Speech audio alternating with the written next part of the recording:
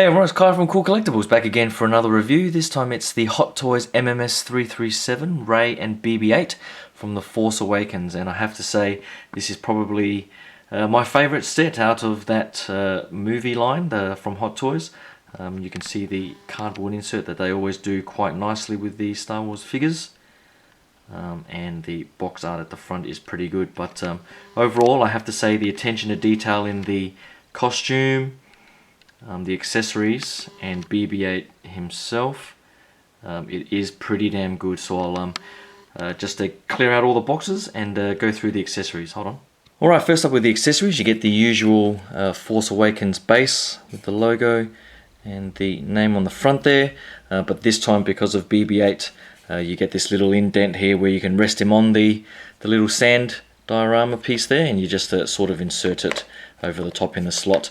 I'll actually probably change it and have it displayed on the front like so, and maybe just have her foot raised up on one of the edges there, so just to cover up the base from the front at least. But a nice addition there. She does come with quite a lot of accessories. It comes with this pretty awesomely detailed backpack, and the straps do work. So you just sort of put them around her shoulders like so. So you get the nice detail in the water canister there on one end. I don't think any of these are removable, so just be very careful on how you sort of move this thing around. And you get all these nice little trinkets and so on around the detailing.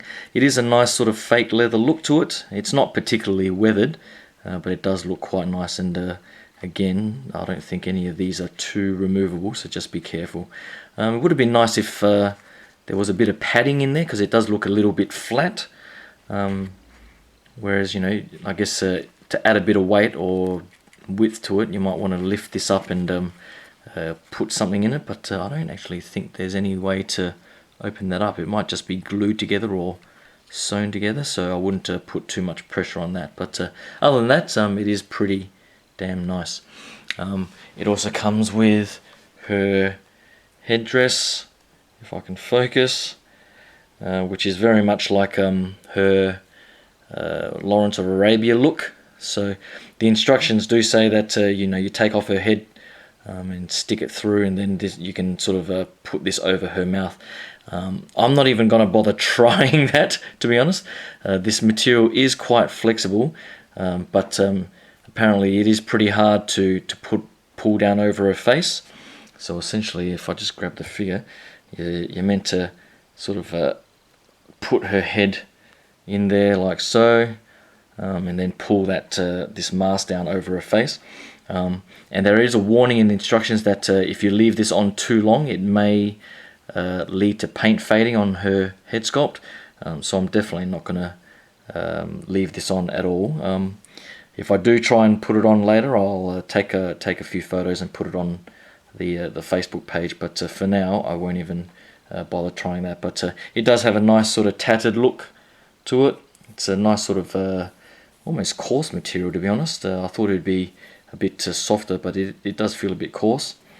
But overall, not too bad in the details there. It also comes with a strap that you can just lay over her shoulder, which goes part way to her sort of scavenger look. So I think on this one, you pretty much just lay it over her shoulder like so, and you know, feed her arm through there first, of course.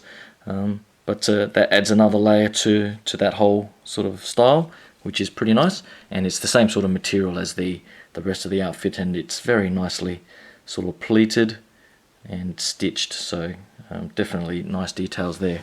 And it also comes with this little fabric belt that they've used these ridiculous plastic clasps that they use on capes and jackets and so on. Every other toy company seems to be using metal ones, but Hot Toys seem to persist with these cheap plastic ones that are very easy to break. And this just goes around her waist, so around the top part of the belt there. Now I actually went back to the movie and tried to see where this was at the start of the movie, and I can't even see where she actually wore this. I have seen this in some of the promotional photos, where she's sitting on the that big speeder bike thing or whatever it is, but I haven't actually seen it in the I guess theatrical cut of the movie. So when she's sliding down from the broken down Star Destroyer and getting on her thing, she doesn't actually have this on in the movie, so I probably won't even bother using that either. The other accessories, she does have this shoulder pad. Again, if I can focus. So this it's an interesting type of material that they've used here. Normally they have like more of a strappy type material, but this is, it's almost like it's not really rubber bandish, but it's like a tied flexible string, and then you just sort of slide that over her arm. And I probably won't display her with that either. So I think you just sort of slide it up the arm and it sort of sits on the shoulder like that. But I probably won't bother doing that. It comes with the goggles, and these goggles are pretty nicely done. So I do like the details in that, the green sort of tint in the eyes there, and again it's that sort of stringy type rubber band type material, and it's got the nice detailing on the little light here, and the detailing around the rubberish mask, so it is sort of flexible type rubber. Comes with this little piece. I haven't actually looked in the instructions to see what this is, to be honest. I'll have to double check what that is, but I think this other piece is what you attach to BB-8. So I think this is where he sort of does that thumbs up with the flame, I think. So you can attach that to his body. But this particular piece, I'm not actually sure what that is. Well, I just checked the instructions, and it looks like that little sort of rectangular piece thing here. You just take off his little panel here and attach it in, and then it just looks like that. And to be honest, I cannot remember where that is in the movie and what the point of that piece is, but there you go, you have that option if you want to put that on. Also comes with her pistol, I think that she uses just as the First Order are invading that planet at the end of the movie, and she's shooting at the troopers there, and so that's nicely painted and detailed. Comes with the lightsaber, and I think it is the same mold as that one that came with the Finn figure, although I did notice a difference where I think the ignition switch here is more silver as opposed to goldish, but everything else is pretty much the same. There is no light up feature for this figure, and I think that's probably because the electronics probably just could not fit within the size of her arms. That's the only reason that I can think of anyway. But I don't really particularly like the electronic features on these figures, so I'm pretty much happy with just getting this. Of course, it comes with her big staff, which is very nicely detailed. I think it's all plastic because it does have a bit of bend to it, but the paint application and the detailing and all the sort of metal compartments and components here do look quite nice there. Fairly nicely painted plastic, and it's got a nice strap here with the metal clips and so on there, so that's very nicely done. It's a shame that these parts here aren't wrapped fabric. That would have been an awesome additional detail, but it is nicely painted and molded, so can't complain too much about that. And of course she also comes with a pretty huge array of hands, to be honest. So you get a whole bunch of gloved hands from her scavenger sort of look. So and they're all very nicely detailed and painted. So lots of sort of gun holding or pointing hands, the hands holding her staff, etc. And then you get the various hands where she's ungloved and she can hold the staff and hold the pistol, etc. So all up, the accessories are really nice. So I'll get on to BB-8 and Ray.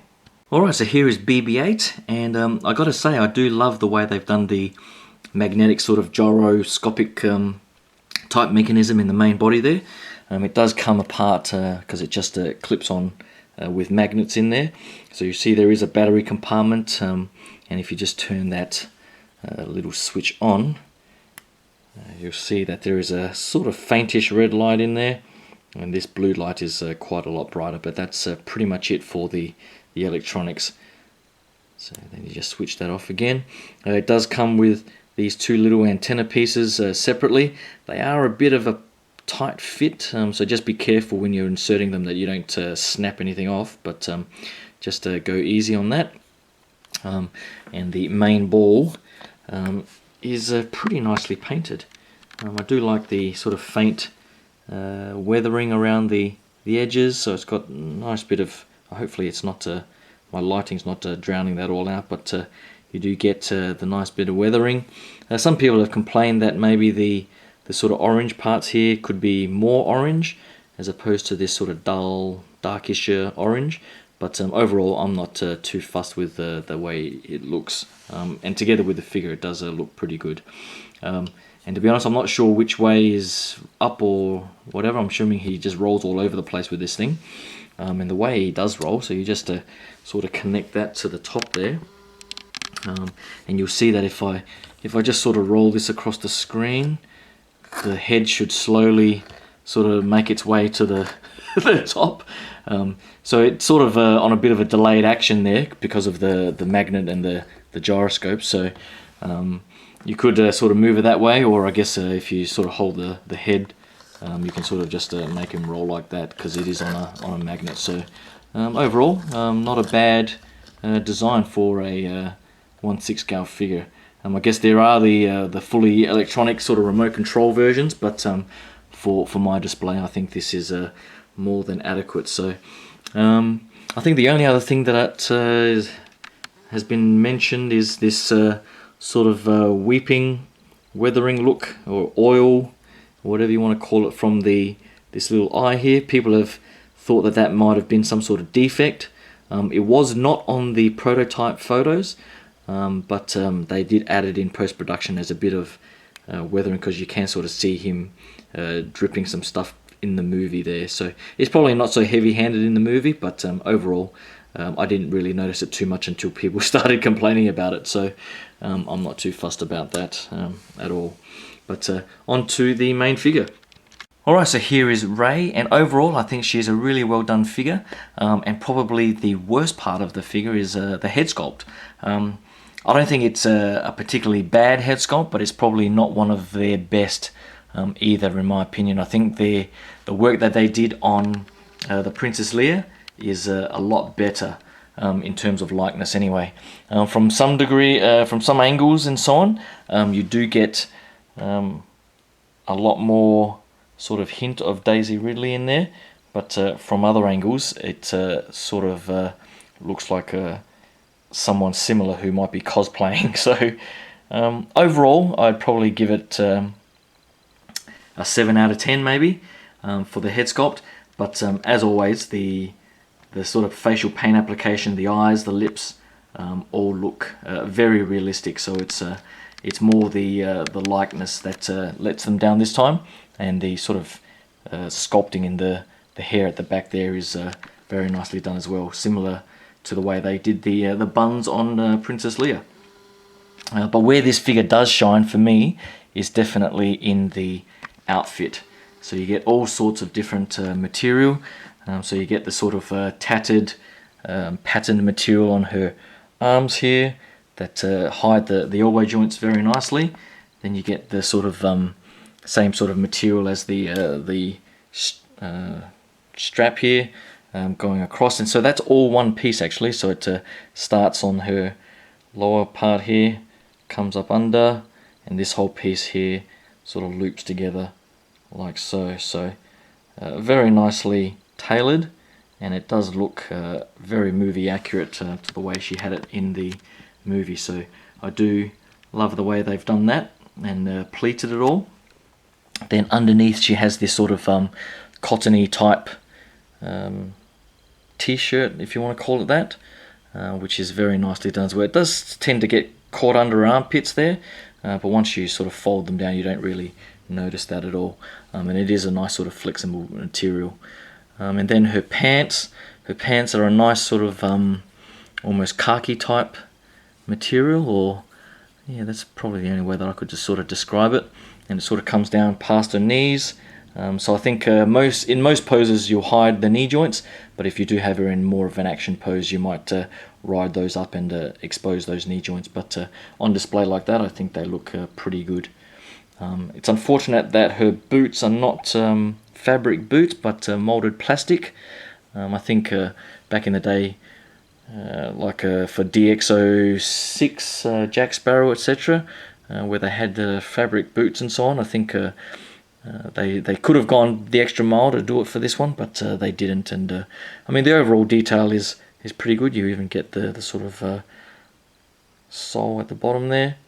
But overall, it's not too bad, and it doesn't hinder articulation too much. There is a bit of ankle rock, not too much, but there is a bit of a turn there, so you can sort of pose her up as she's walking and so on. And then, of course, there's the belt here.